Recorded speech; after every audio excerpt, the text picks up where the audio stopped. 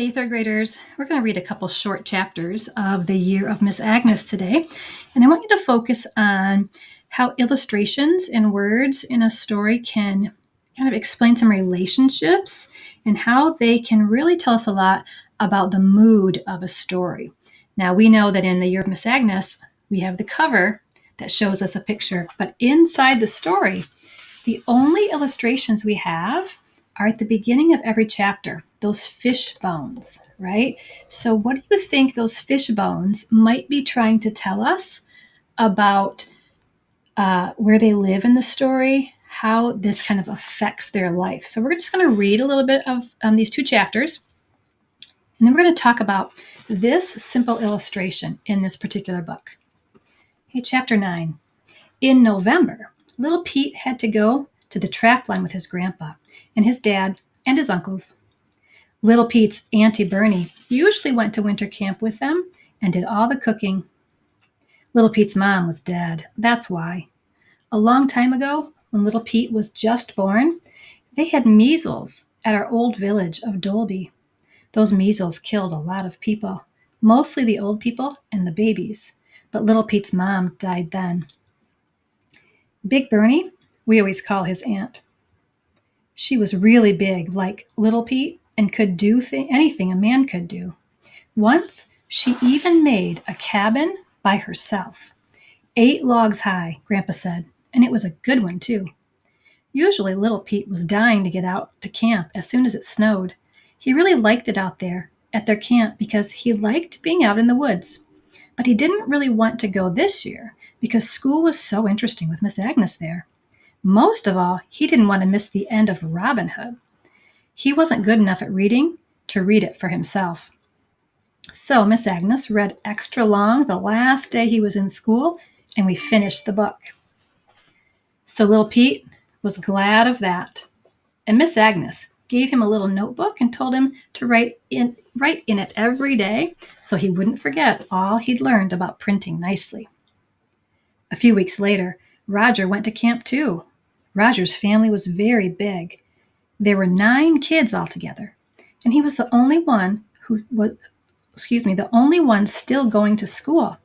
The oldest ones hadn't gone very much. And there were the little ones who didn't go to school yet. The twins were 4, and Frankie was 2 years old, and there was a new one, the baby Liza. There was a lot of hoorah in the village when Roger's family got ready to go, because they were taking 3 dog teams. We all stood out in the street at recess time and watched them leave. All the dogs in town were barking and pulling at their chains, wishing they could go too. Roger's oldest brother was loading up the freight sled. Roger was going to drive, and those dogs were just jerking in their harnesses and barking, wanting to get out on the trail. Roger was standing on the brake with both feet, and he could just barely keep the dogs from moving the sled. It was funny to watch. The sleds were piled high with bales of dried dogfish and food and all the stuff they needed at camp. They didn't tie it down real careful the way most people did. It was just kind of thrown in there. They were a happy family, happy-go-lucky. Nearly every day, some other family would go off to winter camp, and the village was getting emptier and emptier. Soon, Marie Solomon had to stay home from school to care for the kids because her mom was going out to help her dad trap. Miss Agnes told Marie to come to her cabin at night, and they could keep up with their reading together. Marie was always having to stay with those kids. Her mom had one nearly every year, and there was another one coming. I knew there were 2 still in diapers because I helped Marie hang out the washing when I had time.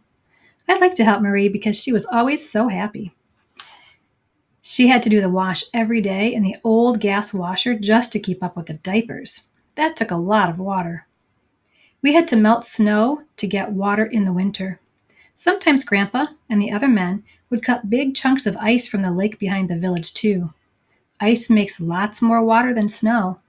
In the summer, we all got water from the river. And Marie had to cook all the meals for those kids when her folks were gone and make bread. It was a lot of work.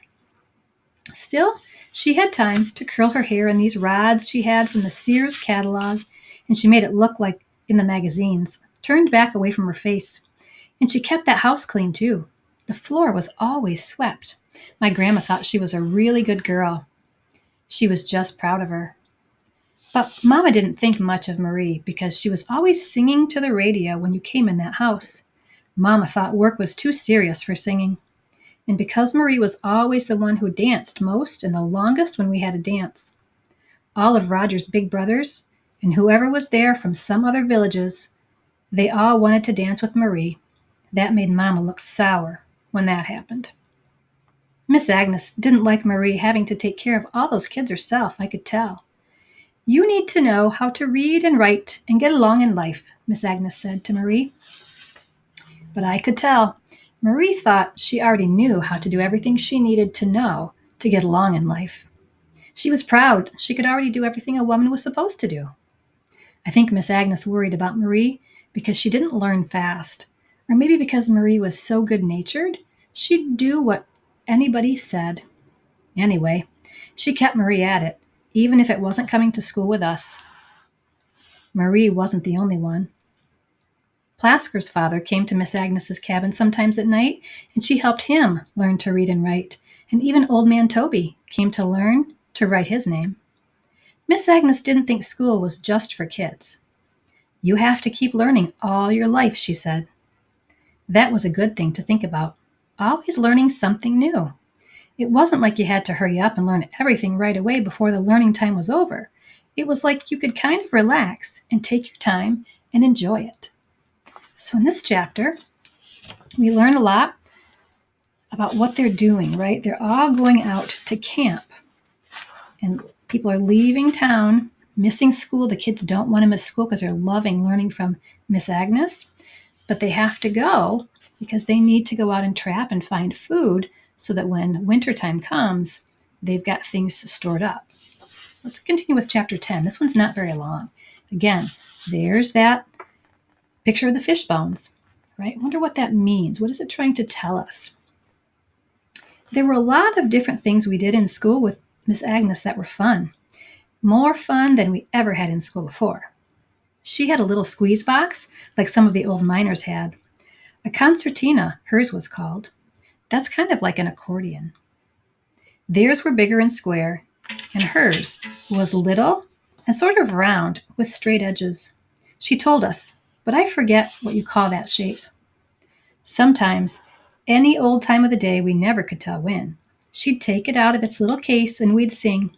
She taught us Polly Wolly Doodle and Barbary Allen and Loch Lomond and a million other songs. We'd ask her for the new songs we heard on the radio, and we'd sing them for her, and she'd play those too. She was really good at Hey Good Lookin' and stuff like that. She'd put Boko's hand on the squeeze box while she played, and Boko could feel the music like. Sometimes at night on the weekends, we have music and dancing in the community hall. Different times like somebody's birthday or when everyone came in from beaver trapping. Or a potlatch that we have for someone who's died. There are 2 or 3 nights of dances with a potlatch. And a potlatch is a feast to celebrate someone's life. Martin Olin always plays for dances. He has this violin he ordered from Sears, a really good one, and he could play like anything. Hog River Dan has a steel guitar, and Bobby Kennedy has a mandolin, and they sound really good together. Martin has this one song, Cindy, that he always plays on the violin, and it's so happy that no one can sit still, and everyone will dance, and they'll dance so hard that the dust comes up from the floorboards and puffs like it's keeping time with the music. Even all us kids dance, and Charlie Boy is the best of all. All the old ladies like to dance with Charlie Boy because he's so lively. Boko can dance just like anyone because she feels the music in her feet some way. Mama dances too, and sometimes she even smiles and laughs a little. Then she looks young almost. Almost everyone has a best song that they sing if the dance goes on long enough. Martha always sings, I'm so lonesome I could cry, and she makes her voice just whiny like Hank Williams on the record, and so sad. It's really good, the way she sings that.